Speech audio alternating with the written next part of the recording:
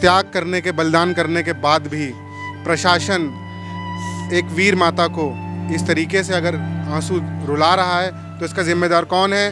देश में अमृत काल चल रहा है, आज़ादी का अमृत महोत्सव मनाया जा रहा है, हर घर तिरंगा, तिरंगा यात्रा निकालेगी। ये रोड मेडल है, एक शौर्य चक्र है, दोनों में से दोनों मिले हुए। पढ़ाई लिखाई भैया, उनका जन्म कहाँ हुआ? ये मेमोरा में हुआ है, मेमोरा छावनी लखनऊ में ही है ना? लखनऊ में। पढ़ाई लिखाई उनकी कहाँ से? यहीं से हुई और यहीं से वो 3 बार नौकरी करने गए हैं। यहीं से गए वो जॉब में? पहले सीआरपीएफ में थे, फिर इंटेलिजेंस ब्यूरो में थे, फिर उसके बाद बीएसएफ में गए यहाँ से। उनको जब भी मौका मिला उन्होंने यूनिफॉर्म को चुना, देश की रक्षा को ही चुना। 3 बार, तीनों बार अंतिम में बीएसएफ में गए। जब उनका पार्थिव शरीर लाया गया, उनकी अंत्येष्टि राजकीय सम्मान, शासकीय सम्मान जो होता है उसके साथ हुई, वो यहाँ लखनऊ में हुआ ना? हाँ, लखनऊ में ही। उस समय यहाँ पे नेतागण मौजूद थे? कोई नेता नहीं। मैं फिर से बता दूं कि मैंने सबको आमंत्रण दिया था, सभी पार्टियों को, कि कोई प्रवक्ता, कोई नेता, कोई छुटभैया, बड़ा नेता, और ये अभी भी चैलेंज कर रहा हूँ, इस खबर को देखने के बाद अगर आप में थोड़ी सी भी शर्म है, अगर आप अपने को भारतीय मानते हैं, अगर आपको लगता है कि सैनिक जो कुर्बानी दे रहा है वो सच्ची है, तो आप मुझसे संपर्क करें या अपने आपने फेसबुक पेज बना रखें, मीडिया चैनल अपने खुद बना रखें, उस पर ही एक वक्तव्य दे दीजिएगा कि इस परिवार के आप साथ हैं या नहीं हैं। इस दर जाएं, कभी दिल्ली जाएं, कभी किसी मुख्यमंत्री के पास जाएं, उनसे ये पूछा जा रहा है तुम मुझे डॉक्यूमेंट दिखाओ। अरे शहादत से बड़ा भी कोई डॉक्यूमेंट हो सकता है क्या? मैं honorary flying officer NK Saxena, मैंने 40 साल की सर्विस एयरफोर्स में करी है। विवेक सक्सेना मेरा चचा भाई है, छोटा है, और जो उसने शहादत दी है, उसकी शहादत को देखते हुए और लोग ये मन में डर उनके बैठ गया है कि अब मैं अगर चला गया, किसी का अगर एक ही बेटा है, अगर वो सर्विस में चला गया और वो ऐसा कुछ हो गया तो उसके डर लगा रहता है कि क्या मेरे माँ बाप की कोई देखभाल कर पाएगा है, और नए नौजवानों को भी आगे बढ़ने से फिर सोचने में मजबूर कर देगा कि हम क्यों जाएं फिर। जब इसलिए हम सेना छोड़ करके आए यहाँ पे कि चलो हम सिविल लाइफ देखते हैं, तो सिविल लाइफ में इस तरह की सामना करना पड़ता है हमें। जहाँ देखिए करप्शन, अपना कोई भी काम कराना है तो पहले करप्शन को सामना करिए। और इस तरीके से अगर व्यवहार किया जाएगा शहीदों के साथ, शहीदों की माँ के साथ, शहीदों के परिवार के साथ, तो आगे कौन जाएगा? हमारा हम किसी लड़के को बोलते हैं वो तो नहीं, हम देश की सेवा करने नहीं जाएंगे, हमारा इसमें कोई लेना देना नहीं है, क्योंकि देश हमारे को देखेगी नहीं, इसके बाद ना आपको देखेगी ना हमें देखेगी।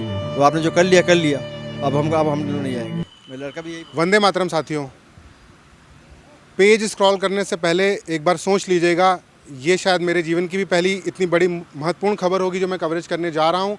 अगर आप इंटरनेट पे मनोरंजन ढूंढ रहे हैं तो आप बेशक जा सकते हैं, लेकिन अगर आप देश की तिरंगे का सम्मान करते हैं, इस बार हर घर तिरंगा में आपने अपने घर पे अगर तिरंगा लहराया है, देश के सैनिकों का सम्मान करते हैं, उनकी कुर्बानियों को अपने ऊपर एक एहसान मानते हैं कि वो जब सीमा पर अपनी जान देते हैं, अपनी बलिदान देते हैं, गोलियों का सामना करते हैं, रक्षा करते हैं, तो आप रुकें और देखें इस खबर को। मेरे पीछे आप देख रहे हैं शौर्य चक्र एवं राष्ट्रपति पुलिस पद से सम्मानित अमर शहीद विवेक सक्सेना का स्मारक बना हुआ है, और ये उनकी पूजनीय माता जी हैं।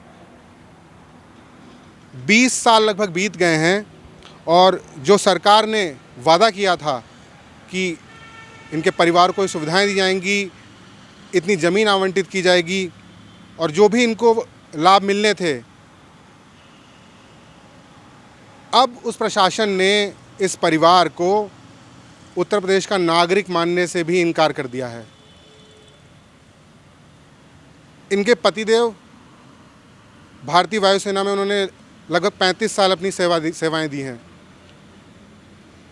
इनका एक बेटा अभी एयरफोर्स में सर्विस कर रहा है, वो सेवा दे रहा है, और एक बेटा देश के नाम, ज़मीन के नाम, तिरंगे के नाम कुर्बान हो चुका है। माता जी से बात करने की कोशिश करेंगे, माता जी से पूछेंगे, माता जी इतने दिनों में 20 सालों में आपने क्या क्या झेला? माता जी आपको प्रणाम है। माता जी घटना को कितने दिन हो गए? घटना को अब 20 साल हो जाएंगे जनवरी में, 8 जनवरी को। और जब से मैं क्या ना इधर उधर धक्के ही खा रही हूँ, तहसील जाती हूँ, इधर किसी नेताओं को देती है, सबको दिए पेपर, किसी ने आज तक कोई सुनवाई नहीं। कहते हाँ हो जाएगा काम, आज तक किसी ने कुछ नहीं किया। तहसील में तो उन्होंने साफ मना कर दिया मेरे को, तो मैं यहाँ से कुछ नहीं मिलेगा। अब बताओ मैं कहाँ जाऊँ? दिल्ली भी गई, दिल्ली में भी जा कर के पेपर दिए, उन्होंने का भी कोई पता ही नहीं चला कहाँ पेपर जा रहे हैं, कहाँ नहीं जा रहे हैं। अब मैं इसके आगे क्या कर सकती हूँ? रोने के सिवाय मेरे पास और कोई चारा नहीं है। अब मैं आगे कुछ बोलना बहुत मुश्किल हो जाता है मेरे को। आप देख सकते हैं भावुक पल हैं। इतना त्याग करने के, बलिदान करने के बाद भी प्रशासन एक वीर माता को इस तरीके से अगर आंसू रुला रहा है तो इसका जिम्मेदार कौन है? देश में अमृत काल चल रहा है, आज़ादी का अमृत महोत्सव मनाया जा रहा है, हर घर तिरंगा, तिरंगा यात्राएं निकालेगी। ये रोड जो मेरे पीछे आप देख, कैमरामैन से मैं अनुरोध करूँगा कृपया दिखाएं, ये लखनऊ कानपुर रोड है, कृष्णा लोकफेस कॉलोनी है, लखनऊ का ये मामला है। यहीं से तिरंगा यात्रा निकली यहाँ के माननीय विधायक राजेश्वर सिंह जी की। माता जी जब ये यात्रा निकली तो यहाँ पे आए विधायक जी क्या? यहाँ कोई नहीं आया हमारे पास, किसी ने पूछा भी नहीं आ करके। सामने से तिरंगा यात्रा निकली होगी। निकली ही नहीं यहाँ से, और यहाँ कोई नहीं आया हमारे पास। जो तिरंगे में लिपट के आया इस शहर में तिरंगा यात्रा में, उसको भी कोई सम्मान नहीं मिला। अब आप सोचिए खोखला राष्ट्रवाद है कि नहीं है। आपने माता जी कहा था कि वो मेडल हम वापस कर देंगे। मेडल वापस करने को अब मैं उसको रख के क्या करूँ? सॉरी चक्र है, ये मेडल रखे हुए हैं मेरे पास। ये देखिए मेडल मिले हैं, लेकिन सिर्फ मेडल दे दिए गए और उसके बाद कोई वादा पूरा नहीं। एक माँ रो रही है, आप अंदाज़ा लगाइए इनके दुख का। एक पुलिस मेडल है, एक सॉरी चक्र है, दोनों में से दोनों मिले हुए हैं। और फोटो भी है हमारे पास जब ये मेडल दिए गए थे इसके पापा को। माता जी आपने यहाँ जब अभी राजेश्वर सिंह ने एक बार कागज़ को फिर आगे बढ़ाया, ऐसा मुझे पता चला। जब डीएम साहब को उन्होंने बोला कि आप इसकी फ़ाइल बनवाइए, तो आज जब एसडीएम साहब के पास यहाँ सरोजनीगढ़ तहसील में गए तो वहाँ पे क्या आपको बताया गया? वहाँ पर हमसे यही कहा था, क्या ना, वहाँ पर लेडीज तहसीलदार ने बैठी हुई थी, उन्होंने कहा था कि ये इनको कागज़ निकाल करके दे दो। जब मेरा बेटा लेने गया मंडे को, सैटरडे को हम गए थे, तो मंडे को उन्होंने कह दिया यहाँ से तुम्हें कुछ नहीं मिलेगा, तुम जाओ यहाँ से। सीधे मना कर दिया उन्होंने? सीधा मना कर दिया उस लेडीज़ ने। आपने पूछा नहीं कि ये तो डीएम साहब ने आप बोला है? मैं तो गई नहीं थी डीएम को। फिर दोबारा हम जा करके क्या करते, जब वो बेइज्जती करती हैं और कहती है नहीं है यहाँ से वापस चले जाओ, तो क्या करेंगे हम? क्या कर सकते हैं? कुछ नहीं कर सकते। दोबारा हम फिर तहसील गए ही नहीं। हम जा करके बेइज्जती होती है हमारी और कुछ नहीं होता है हुआ। माता जी से मैं और अधिक कुछ बुलवाना नहीं चाहूँगा, ये भावुक हैं और मैं भी भावुक हो जाऊँगा, इसलिए मैं यहाँ से हट जा रहा हूँ। लेकिन आप सोचिए एक शहीद के परिवार का कैसे अपमान हो रहा है। उन्हें वहाँ से भगा दिया गया बेइज्जत करके, वो दोबारा वहाँ जाना भी नहीं चाहती हैं। कॉलोनी के कुछ लोग हैं, उनसे बात करेंगे, उनके परिवार के बड़े भाई साहब हैं, उनसे बात करेंगे। हमारे साथ चंद्रशेखर आज़ाद, अमर बलिदानी, अमर क्रांतिकारी, उनका रक्त जिनकी शिराओं में बह रहा है, उनके परिवार से आदरणीय अमित आज़ाद जी हैं जो निवेदन पर आए हैं। हालांकि मैंने कई नेताओं को भी बुलाया था, नेताओं ने जैसे ही जाना है मामला है तो बोलने से इनकार कर दिया, क्योंकि इसमें बीजेपी का भी 8 साल का शासन यूपी में हो चुका है। इसके पहले समाजवादी पार्टी की सरकार रही, तब भी फाइलें इधर से उधर फुटबॉल की तरह नाचती रही। मायावती जी का भी शासन रहा है। तो इस हमाम में सारे ही नंगे हैं, सारे ही बेशरम मैं कहूँगा, जिन्होंने इस तरह से इनको रोने में मजबूर कर दिया है। आज़ाद जी आपका स्वागत है, आप यहाँ पर आए, बहुत बहुत धन्यवाद। आपने सुना माता जी ने अपनी बात रखी, क्या कहना चाहेंगे? देखिए, इसमें मैं कुछ भी कहूँ वो बहुत कम होगा, क्योंकि ये कर्तव्य की बात है। ये हमें समझना पड़ेगा ये कर्तव्य किसका है। मोदी जी ने कर्तव्य पथ बना दिया, कर्तव्य पथ बनाया, सौर स्मारक बनाया, मैं देख कर आया हूँ अभी। लेकिन जिनके नाम से वो सौर स्मारक बने हैं, आज जिनके नाम उस जगह पर पड़े हैं, स्मारक पर छोटे छोटे हजारों सेनानियों के नाम पड़े हैं। हमारे पीछे विवेक सक्सेना जी, ये भी उन्हीं में से एक है। तो मुझे लगता है कि सबसे पहले हमें अपने कर्तव्य को देखना पड़ेगा। जैसे मेरा कर्तव्य है, मुझे पता चला कि एक शहीद, एक सेना का वाक्य है कि देह शिवावर मोहे ये शुभ कर्मन से कभऊ न डरऊं, अरीसो जब जाए लड़ऊं निश्चित कर अपनी जीत करऊं। और शहीदों की चिताओं पर लगेंगे हर बरस मेले, और शहीदों का बाकी यही निशान होगा। ये जो मेरे पीछे है ना, यही वो बाकी निशान है। तो कहने का अर्थ ये है कि मैं कुछ भी बोलूँ यहाँ से, या कोई नेता कभी कुछ भी इन शहीदों के लिए बोले, वो सब शब्द हैं, वो सिर्फ बातें हैं। शहादत ये है जो देश के लिए दी जाती है। मैं महाराष्ट्र में भी मेजर नायक दीपचंद जी से मिला, जिनके दोनों पैर नहीं हैं, हाथ नहीं है।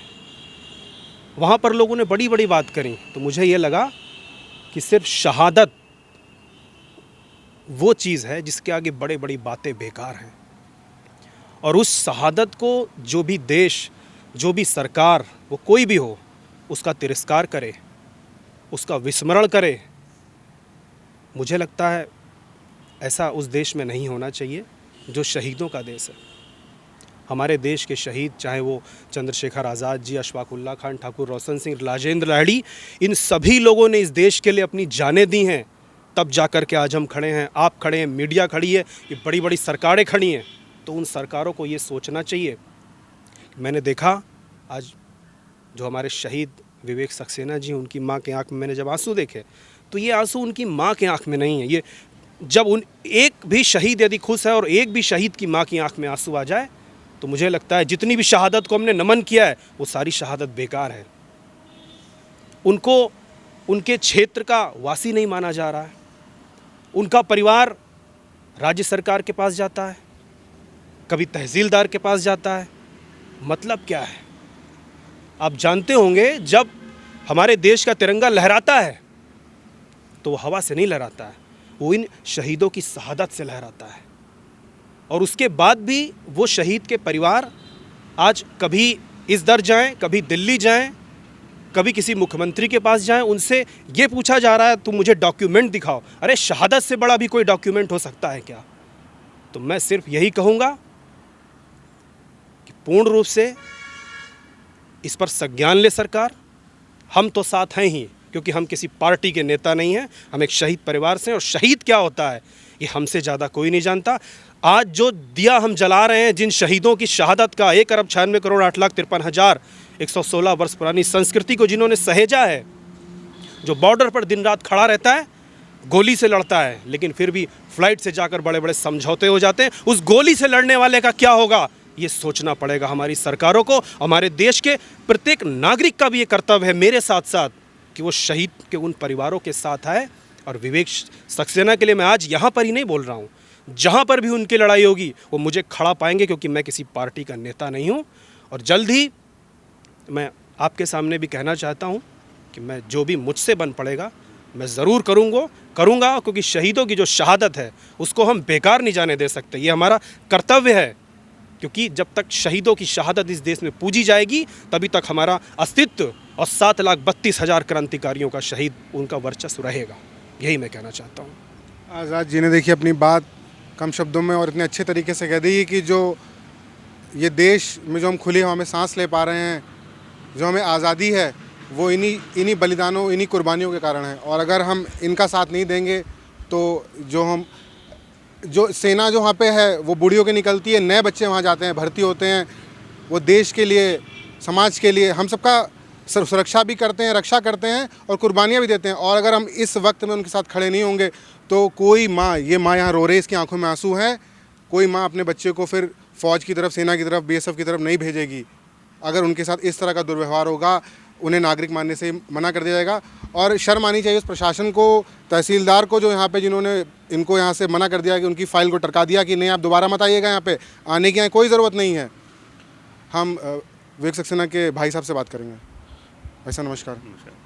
भैया, आपके पिताजी ने भी एयरफोर्स में सर्विस दी, एक भाई साहब अभी सर्विस दे रहे हैं, सेवा में हैं, छोटे भाई ने कुर्बानी दे दी।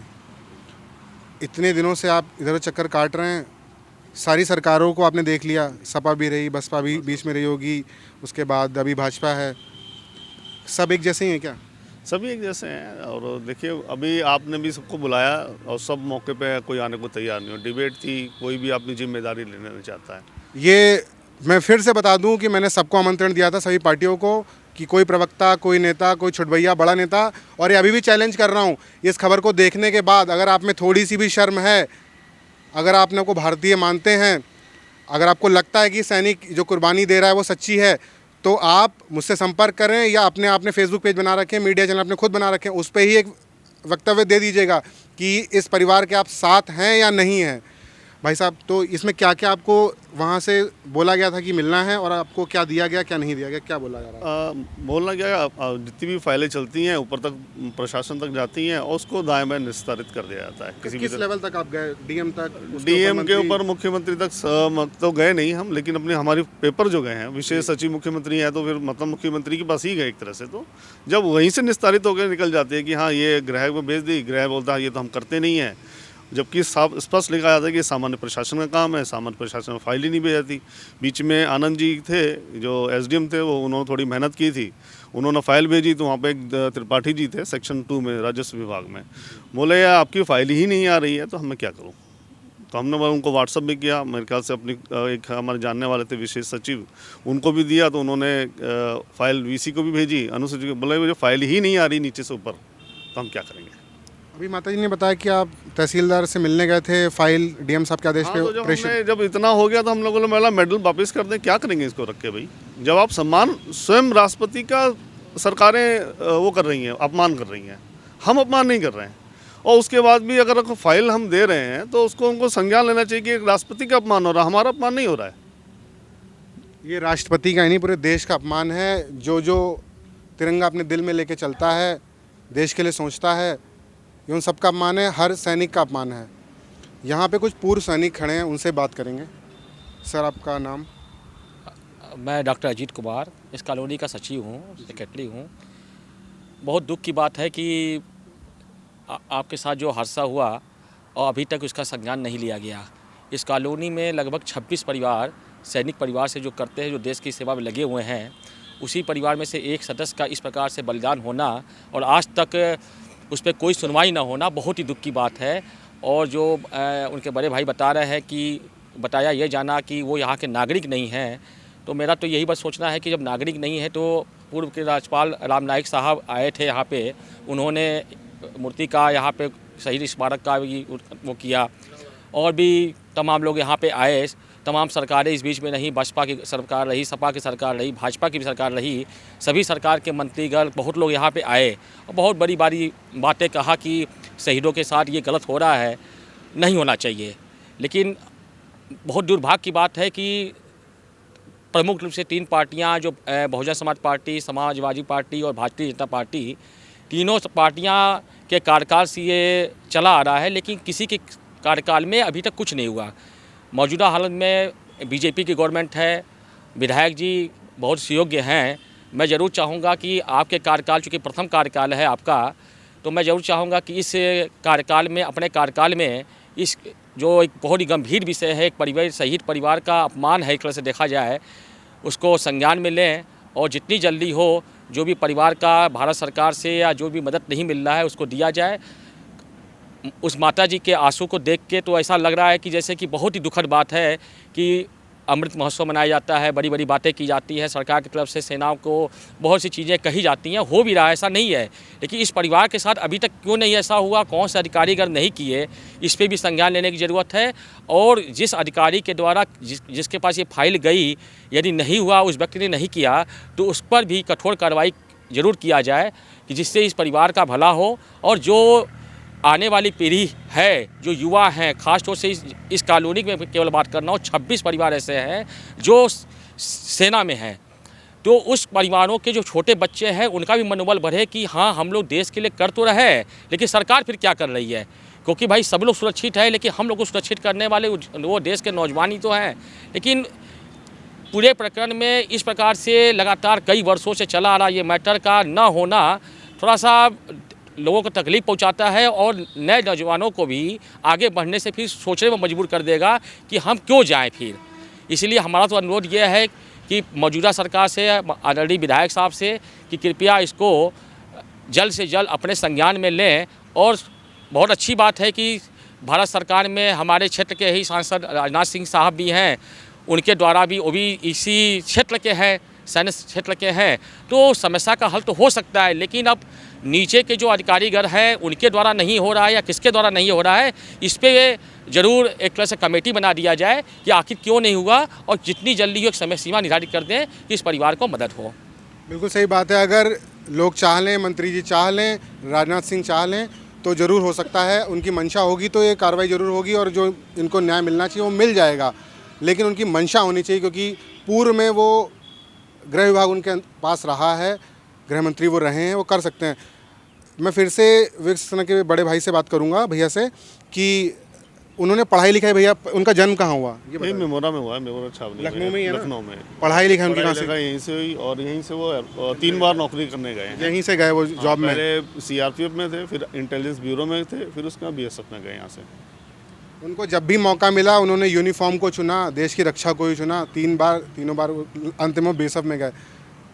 जब उनका पार्थिव शरीर लाया गया, उनकी अंत्येष्टि राजकीय सम्मान, शासकीय सम्मान जो होता है उसके साथ हुई, वो यहाँ लखनऊ में हुआ ना? हाँ, लखनऊ में ही हुई है। उस समय यहाँ पे नेतागण मौजूद थे?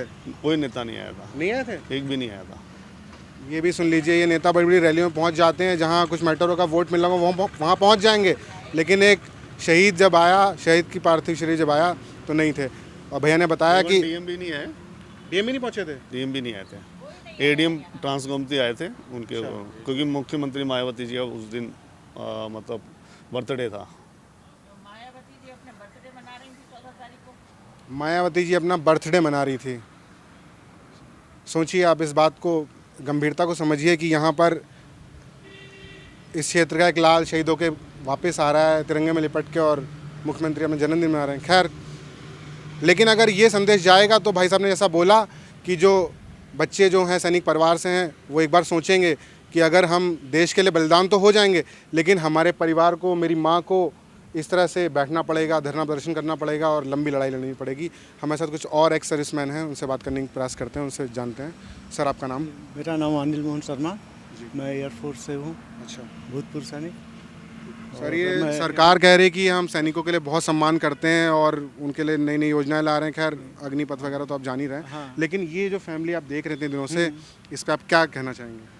नहीं, इसके लिए अब क्या कहा जा सकता है। जितनी भी यहाँ पे राजनीतिक पार्टी आती हैं, वोट लेते समय बड़े बड़े वादे करती हैं, और एक भूतपूर्व सैनिक का परिवार जो इतने समय से अपनी दरख्वास्त रख रहा है गवर्नमेंट के पास, किसी भी गवर्नमेंट ने उसे नहीं सुना, केवल वादा करके जाते हैं और आगे कुछ काम होता नहीं है। जब परिवार वहाँ पे पहुँचता है सहायता के लिए तो उनको मना कर दिया जाता है। ये तो सर सरासर अपमान हुआ ना कि वहाँ से भगा दिया गया। अपमान की तो बात ही है। जब एक सैनिक अपना पूरा जीवन लगा देता है देश के लिए और बाद में इस तरह का जब सामना करना पड़ता है सिविल में आकर के, तो क्या कह सकते हैं इसे? सोचिए कि इससे तो अच्छा हम मतलब सेना में थे, वो शायद ज़्यादा स्थिति अच्छी थी, जहाँ मतलब हमें पता था कि हमें देश के लिए काम करना है। जब हम सेना छोड़ करके आए यहाँ पे कि चलो अब हम सिविल लाइफ देखते हैं, तो सिविल लाइफ में इस तरह की सामना करना पड़ता है हमें। जहाँ देखिए करप्शन है, अपना कोई भी काम कराना है तो पहले करप्शन को सामना करिए। एक सैनिक जब सेना में जाता है तो वे सोच के जाता है कि मैं देश की सेवा करूंगा और सिविल प्रशासन मेरे परिवार की, मेरे घर बार की रक्षा करेगा, सुरक्षा करेगा। लेकिन जब वो वापस लौट के सर्विस से आता है, रिटायरमेंट होता है या उस शहीद हो जाता है, तो उसके परिवार को क्या क्या मुसीबतें झेलनी पड़ती हैं, क्या क्या समस्याएं आती हैं, ये कड़वी सच्चाई है जो सर ने हमें बताई। सर, आपका नाम से परिचय? मैं राकेश पांडे हूँ, मैं भारतीय वायुसेना से रिटायर्ड हूँ। सर, ये जो इतने दिनों से चल रहा है, लगभग 20 साल हो गए, मैं तो यही कहूँगा ये केवल जो प्रशासन की और स्पेशली ब्यूरोक्रेसी की निष्क्रियता है, जो ये साबित करने की कोशिश कर रहा है कि यहाँ के ये निवासी ही नहीं है। इससे ज़्यादा निष्क्रियता को और कोई नहीं है उसकी। भारतीय, क्योंकि जनता पार्टी हो या बसपा हो या सपा हो, ये तो राजनीतिक पार्टियाँ हैं। अपनी थैली के चट्टे बट्टे हैं सारे के सारे, सबका कार्यकाल आ गया। और इस तरीके से अगर व्यवहार किया जाएगा शहीदों के साथ, शहीदों की माँ के साथ, शहीदों के परिवार के साथ, तो आगे कौन जाएगा फौज में? कैसे? बिल्कुल सब हतोत्साहित हो जाएंगे, आगे फौज में जाने के लिए कोई आगे तैयार नहीं होगा। बस इतना ही कहूँगा। सही बात है, अगर इस तरह से होगा तो उनका उत्साह तो ख़त्म हो ही जाएगा। सर, आप? मेरा नाम संजीव देवनाथ है, मैं भी एयरफोर्स से रिटायर्ड हूँ। उसको 23 साल हो गए। लगातार माता जी की 76 साल उम्र हो चुकी है, उनको भी यही पति ने भी सर्विस करी, एक बेटा अभी भी देश की सेवा कर रहा है और एक बलिदान दे चुका है। उसके बाद इस तरीके से हो रहा है, क्या कहना चाहेंगे? ये कहना अगर आपको मोदी जी सुन रहे हो, योगी जी सुन रहे हो या जनता जो सुन रही है, क्या उनके लिए बोलना? उनके लिए बोलना चाहूँगा कि 20 साल से जो अभी ये जो चल रहा हो रहा है, कम से कम ये सैनिक उनके लिए कम से कम वो किया जाए, उनके संज्ञान लिया जाए। 20 साल से लोग तड़प रहे हैं और हम लोग जाते हैं देश की सेवा करने के लिए। हम किसी लड़के को बोलते हैं, बोलते नहीं हम देश की सेवा करने नहीं जाएंगे, हमारा इसमें कोई लेना देना नहीं है, क्योंकि देश हमारे को देखेगी नहीं, इसके बाद ना आपको देखेगी ना हमें देखेगी। वो आपने जो कर लिया, अब हम लोग नहीं जाएंगे। मेरा लड़का भी यही बोलता है, इसलिए जो लड़का भी इसमें नहीं गया। यही कहना चाहूँगा कि इसका संज्ञान लिया जाए, जितनी जल्दी हो सके उनका काम किया जाए। बिल्कुल, इस तरह की चीज़ें अगर चलती रहीं तो लोगों का मोह भंग हो जाएगा। सर, आप कुछ बोलना चाहेंगे? मैं RS वर्मा हूँ और मैं यही चाहता हूँ, जो ऐसा हो रहा है वो ठीक नहीं है। सहयोग करना चाहिए हर सरकार को इस काम के लिए। बस।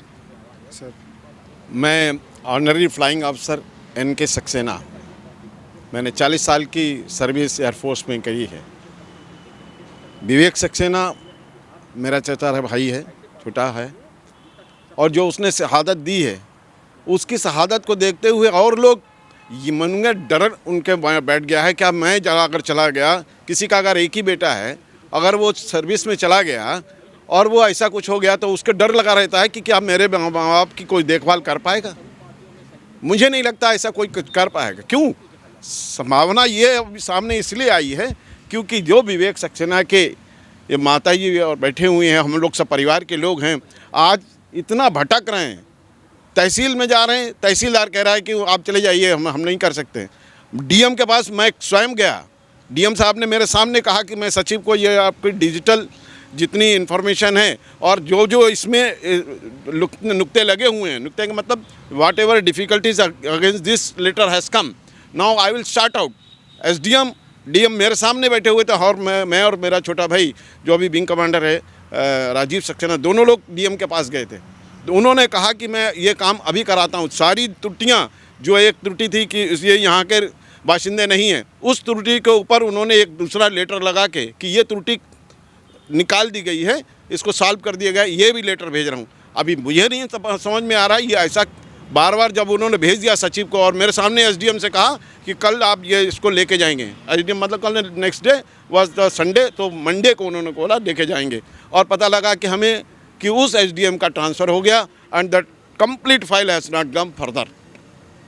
सचिव साहब के पास वो फाइल पहुंची ही नहीं, ऐसा मुझे महसूस हो रहा है, क्योंकि उन्होंने जो इसका PDF फाइल बनाई थी वो मेरे सामने भेजी। सर 20 साल लग गए, 20 साल लग गए, ये 20 साल लग गए और हम 4 साल 5 साल तक, मैं यहाँ से 5 साल रिटायरमेंट मेरे को हो गया 2018 में मैं भी आ गया था। और ये राम नाइक साहब ने जब उद्घाटन किया था तो मैं स्वयं यहाँ था और उस समय मैं राम नाइक साहब के साथ हमारे स्टेशन कमांडर एयरफोर्स से वो भी आए थे और उनके सामने ये बात हुई थी कि ये इनको जो भी मिलना, भूमि मिलनी है, इनको उसका पैसा मिलना है सौर चक्र का, वो किसी भी हालत में दिया जाएगा।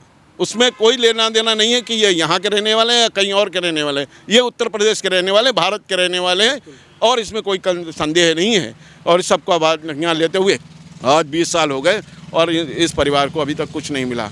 मेरी राजेश्वर जी से विनम्र विनती है, क्योंकि वो एयरफोर्स इस ग्राउंड से आते हैं, डिफेंस ग्राउंड से आते हैं, उन्होंने बहुत अच्छे ED में काम किए हुए हैं और राजनाथ सिंह खुद स्वयं डिफेंस मिनिस्टर होते हुए भी हमारे आदरणीय योगी सिंह जी चीफ मिनिस्टर बहुत ही योग्य और प्रतिभावान व्यक्ति हैं और उनके अंदर कोई भेदभाव की भावना नहीं हो, ये हमको प्रूव करें कि ऐसी भावना नहीं है, तब हम उनके लिए बात कर सकते हैं। और मेरा पूरी आशा है कि हमारे चीफ मिनिस्टर साहब इसमें भरपूर संज्ञान लेंगे और श्री राजेश्वर जी माननीय विधायक जो हमारे यहाँ के हैं वो इसमें ज़्यादा आगे बढ़ चढ़ के हिस्सा लेंगे। इसके लिए बहुत बहुत धन्यवाद। आप ये ऐसा संज्ञान अवश्य लें। धन्यवाद। राजेश्वर सिंह जी को ज़रूर संज्ञान लेना चाहिए, क्योंकि वो भी खाकी छोड़ के खादी पहन के सेवा करने के लिए आए हैं और देश का लड़का था वो, जिसने देश के लिए कुर्बानी दी।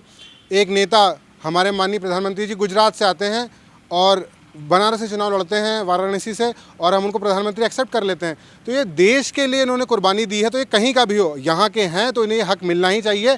और ये अब गेंद सरकार के पाले में है कि इनको माता जी को न्याय मिले, इनको दोबारा यहाँ ना बैठना पड़े, ये जिम्मेदारी और देखने वालों के ऊपर भी है। आप इस खबर को कृपया शेयर करें ताकि इस सैनिक परिवार को न्याय मिल सके। आप सबसे यही उम्मीद है। जय हिंद, जय भारत।